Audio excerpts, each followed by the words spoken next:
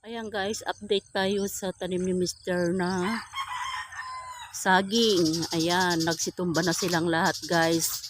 Kahit gustong isave ni Mr.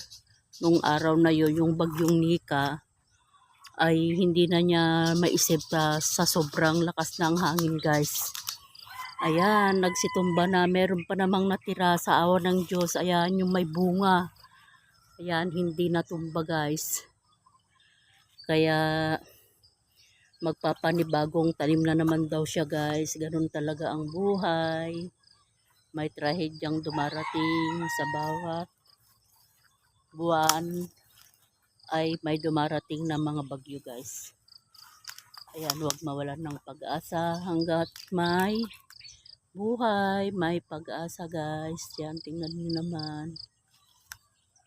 Kaya matatagalan na naman sigurong magkaroon ng mga bunga ng saging ngayon guys, dahil nga itong nangyaring bagyong Nika, parang si Harurot noon na sobrang lakas ng hangin.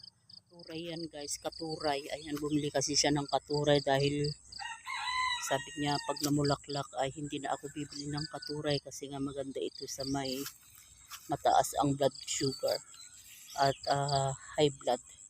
Ayan guys, yung kanyang mga tanim na kamuting kahoy, maliliit pa lang pero may mga nabuwal na rin guys. Ayan. Ayan. Ang kanyang mga tanim na kamuting kahoy. Buti at hindi pa masyadong matataas. Pero sobra talaga yung yung bagyong Nika dahil nga mababa yung kanyang hangin. Kaya yan ang mga nangyari sa kanyang malunggay. Mga nasipak-sipak. Ay, nagkandabal-bal yung kanyang mga tanim na kamuting kahoy. Oh my God. Mamulaklak na. Hindi ko muna pwedeng itayo itong mga to guys dahil meron na naman daw bagyong si Opel. Ayan, dito na naman sa amin ang kanyang destinasyon ni Opel guys. Ayan o, may bunga na siya guys. Ayan. Nagkandabal-bal na yung kanyang talong. Ayan, sabi niya wag ko raw ibabangon, baka lalong mamatay. Ayan, may bunga na rin siyang isa, yung isa bilog. Ayan guys, hello. Grabe talaga. Yung kanyang sili, ayan, may mga bunga na rin na napitas-pitas na yung iba ayan, naihangin-hangin.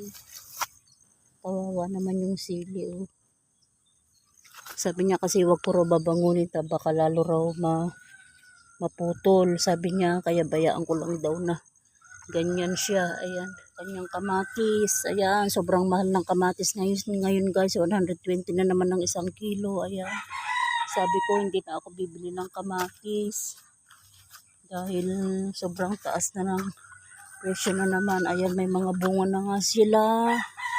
Ay nako, nabagyo pa. Ayan maraming bunga to. Ayan, may mga bunga na may mga bulaklak. Pero hindi pwedeng dahil nga baka dumating na naman yung bagyong Opel ay lalong mamatay. Kaya pabayaan ko na lang siyang ganyan ako ng kamuti ngayon. Buti na lang sa awa ng Diyos at hindi naman masyadong naanuhan tong aming kamuti. Naapektahan ng bagyo kasi nga hindi naman siya mataas. Ayan, madaming kalbos yung kamuti. Ayan guys, daming kalbos.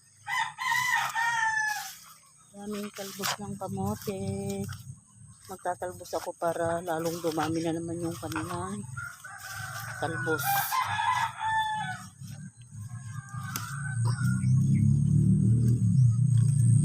Diyos ko, grabe ang nangyari dito sa aming lugar. Parang si Harurot noon. Sobrang lakas ng hangin.